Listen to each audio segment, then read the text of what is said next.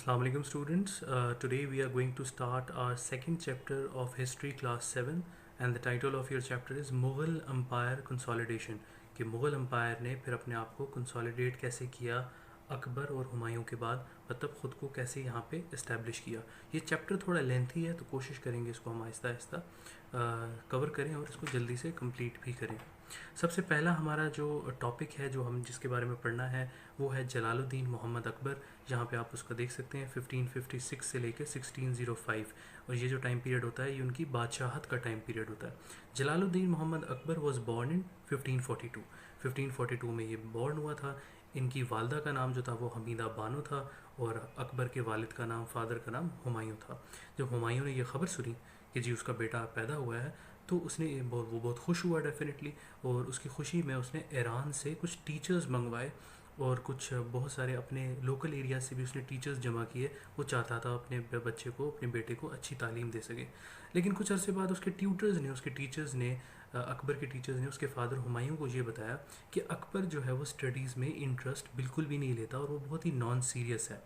और अकबर जो है वो गेम्स में बहुत इंटरेस्ट लेता था और उन गेम्स में ज़्यादा उसकी कोशिश होती थी, जो वो वाली गेम्स जिनमें बहादुरी, करेज और वैलर शो किया जाए, तो उन गेम्स में उसका इंटरेस्ट था।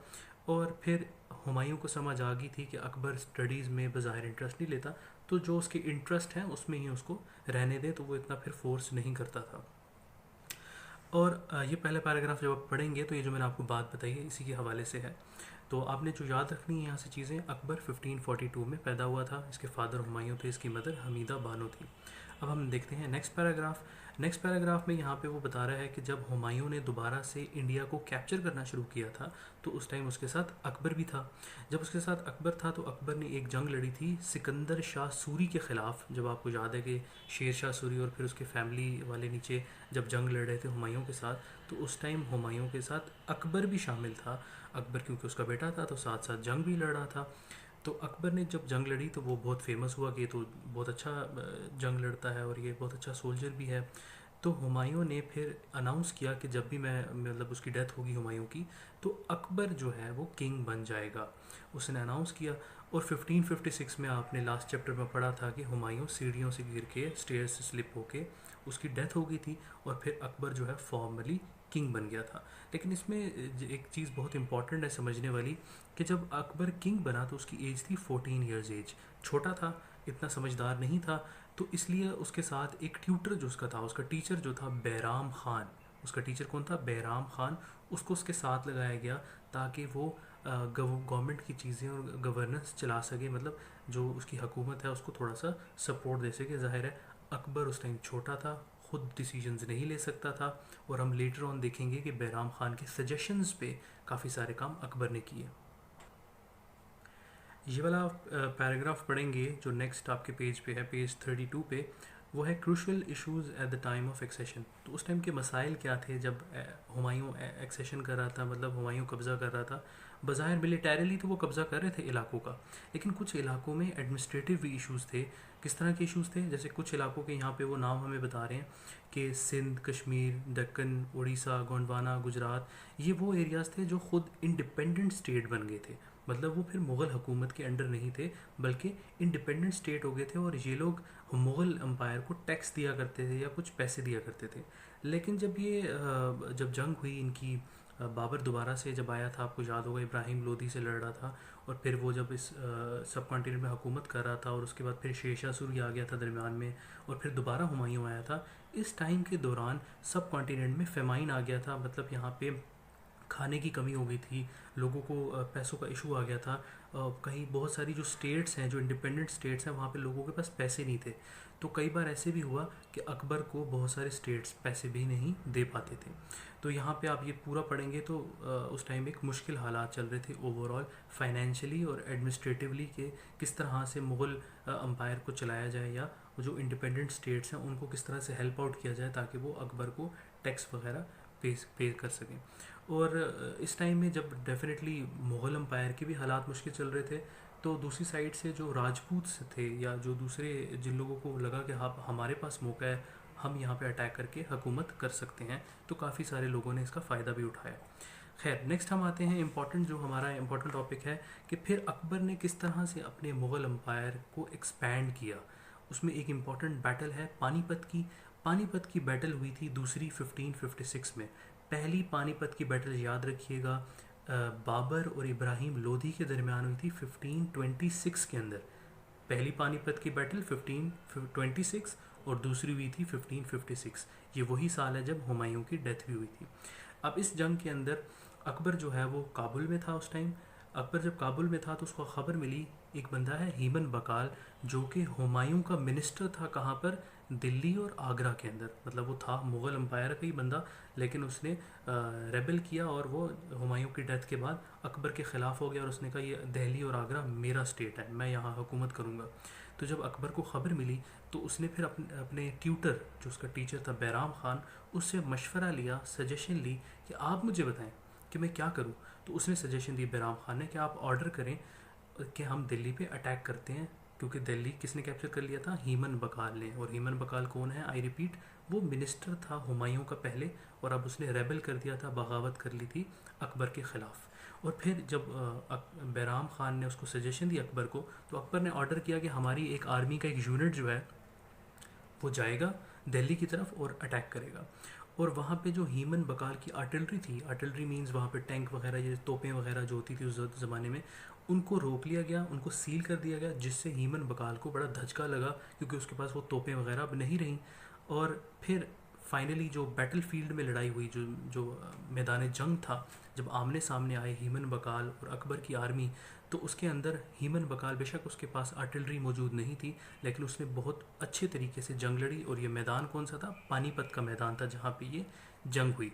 और इसी जंग के दौरान जब ये जंग लड़ रहे थे, तो एक एरो, जो जिसको आप तीर कहते हैं, वो तीर आके हीमन बकाल की आंख में लगा और वो अपने होडा से नीचे गिर गया।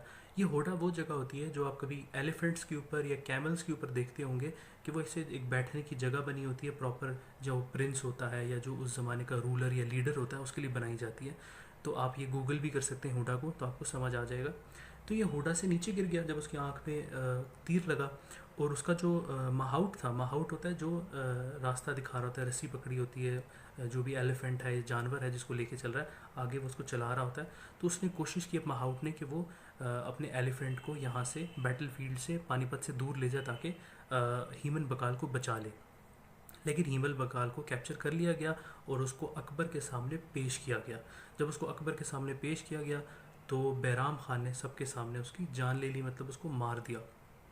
और इसके बाद मुग़ल एम्पायर ने दोबारा से दिल्ली और आगरा को कैप्चर कर लिया। तो बेसिकली ये जो सेकंड पानीपत की जंग हुई, इसके अंदर भी मुग़ल ने जीत हासिल की, जिसमें अकबर को जीत हासिल हुई। और इसी के साथ हीमन बकाल के जो मुख्तलिफ साथी थे, अफ़गान्स थे, वो भी कमज़ोर पड़ गए कि भाई अब क्योंकि हीमन बकाल हार गया, तो वो ख़ुद भी कमज़ोर पड़ गए। और कई सारे लोगों ने अकबर के साथ एलिजियंस शो की। एलिजियंस मीन्स कि उसके इनके साथ शामिल हो गया, उन्होंने अपनी हामी भर ली कि हाँ, हम आपके साथ हैं, मुग़ल एम्पायर के साथ हैं, हम आपके ख़िलाफ़ जंग नहीं लड़ेंगे। और इसके बाद आहिस्ता आहिस्ता दो और जगह जो हैं, ग्वालियर और जौनपुर, भी अकबर ने बाद में कैप्चर कर ली। अब हम देखेंगे कि बैराम खान, जो कि अकबर के ट्यूटर हैं, टीचर हैं, उनको अकबर ने क्यों डिसमिस कर दिया? डिसमिस मीन्स उनको क्यों अपनी जॉब से हटा दिया, वहाँ से क्यों निकाल दिया? पहली चीज़ जो हमें पता चलती है कि बैराम खान ने 4 साल के लिए अकबर के साथ काम किया। 1556 से लेके 1560 तक उन्होंने काम किया। इन 4 सालों में कभी भी बैराम खान ने डिसलॉयल्टी नहीं शो की थी, मतलब कभी भी अकबर के ख़िलाफ़ नहीं हुआ था। लेकिन अकबर को कई लोग ये कहा करते थे कि आप ख़ुद एक इंडिपेंडेंट किंग नहीं हैं, आप बैराम खान की बातें सुन के हुकूमत चलाते हैं। तो ज़ाहिर है किसी इंसान को ये अच्छा नहीं लगता, एक बादशाह को ख़ास तौर पे, कि उसको ये कहा जाए कि जी आप लोगों की बातों में आके चलाते हैं सिस्टम, ना कि आपकी अपनी कोई सोच समझ नहीं है। तो इसी वजह से फिर अकबर ने यह फ़ैसला किया कि मैं बैराम खान को डिसमिस करता हूँ, मैं हटा देता हूँ। और फिर वो ख़ुद एक इंडिपेंडेंट किंग बन गया 1560 में। 1560 के अंदर वो किंग बन गया। और 1560 के बाद उसने तकरीबन 10 जगहों पर हमला किया। उस हमले के नतीजे में उसने वो 10 जगह कैप्चर भी की अकबर ने। और हम उन जगहों को जल्दी से क्विकली रिव्यू करते हैं, क्योंकि इन जगहों के हवाले से आपके एक लॉन्ग क्वेश्चन भी है, जिसमें आपसे पूछा जाएगा कि वो जगह बताएं कौन सी हैं जिन पे अकबर ने हमला करके इनको कॉन्कर किया था। सबसे पहली जगह है अंबर, जो जयपुर के पास है। और अंबर 1562 के अंदर उसने कैप्चर किया था इंडिपेंडेंट किंग बनने के बाद 1560 के बाद। उसके 2 साल बाद उसने अंबर को कैप्चर किया। यहाँ पे उस टाइम में राजा बिहारी मल जो थे वो राजपूत रूलर थे और उन्होंने ओबीडियंस शो की कि मैं आपके साथ हूँ। दूसरी जगह जो है वो गोंडवाना है। गोंडवाना के अंदर उस टाइम में खातून थी वहाँ पे, राजपूत वुमन, उनका नाम था रानी दुर्गावती। ये वही रानी दुर्गावती है जिनके हवाले से कुछ मूवीज़ भी बनी हैं, जिसमें रानी दुर्गावती ने हारने के बाद, ये जंग हारने के बाद अपने आप को जला दिया था। और ये कब उन्होंने कैप्चर किया? 1564 के अंदर अकबर और मुग़ल एम्पायर ने इसको कैप्चर कर लिया। उसके बाद तीसरी जगह है चिटोर। चिटोर के अंदर भी उस टाइम में राजपूत थे वहाँ पे, और ये जगह जो है 1567 के अंदर उन्होंने कैप्चर की थी अकबर ने। और फिर अकबर ने बिहार पे हमला किया और बिहार को भी कैप्चर कर लिया था उन्होंने 1572 में। लेकिन उससे पहले एक बात मैं बता दूं, उस टाइम जो राजा था बिहार का, उसने पहले अकबर को अपनी एलिजियंस शो की थी। उसने कहा था कि मैं आपके साथ शामिल हूँ, लेकिन उस राजा की डेथ हो गई थी 1568 के अंदर। जब उसकी डेथ होगी तो फिर उसका बेटा जो आया बिहार का जो राजा था, उसके बेटे ने रेबल किया, अकबर के ख़िलाफ़ बगावत की, जिसकी नतीजे में 1572 में फिर अकबर को वहाँ पे अटैक करके इस जगह को कैप्चर करना पड़ा। और फिर दो जगह हैं, रतनबोर और कलिंजर। रतनबोर और कलिंजर के को भी 1569 में अकबर ने कैप्चर कर लिया था। और यहाँ पे एक इम्पॉर्टेंट चीज़ है, 1570 में the rulers of Bikaner, Jaisalmer और जोधपुर एक्सेप्टेड हिज ओबीडियंस। तो 1570 में ये तीन जगह जो हैं यहाँ पे हमला नहीं करना पड़ा, बल्कि उन तीनों रूलर्स ने, इन तीन जगहों के रूलर्स ने, इनके लीडर्स ने कहा कि हम आपके साथ शामिल हैं, हमसे लड़ाई या जंग करने की ज़रूरत नहीं है। फिर मारवर एक जगह है, वहाँ पे 1570 में अकबर ने कैप्चर कर लिया हमला करके, और गुजरात को कैप्चर किया था 1572 के अंदर। और फिर बंगाल को उन्होंने कैप्चर किया था 1576 के अंदर। और फाइनली काबुल को दोबारा से अकबर ने कैप्चर किया था 1585 के अंदर। और इसके अलावा जो एरियाज़ थे उनका जिक्र करना ज़रूरी है। He had also annexed Kashmir, Sindh, Kandahar, Deccan, Orissa in his kingdom. और उसके बाद इन तमाम जगहों को कैप्चर करने के बाद अकबर एक स्ट्रॉन्ग और कंसोलिडेटेड मुग़ल एम्पायर के साथ नज़र आया। तो ये आज हम यहीं तक पढ़ेंगे। नेक्स्ट हम इंशाल्लाह स्टार्ट करेंगे अकबर ने क्या रिफॉर्म्स लेकर आए थे। एक मनसबदारी उनका सिस्टम था, एक रिलीजियस उनकी आइडियोलॉजी थी, और एक राजपूत के हवाले से उन्होंने कुछ पॉलिसीज़ बनाई थी, वो हम देखेंगे नेक्स्ट लेक्चर में। Thank you very much.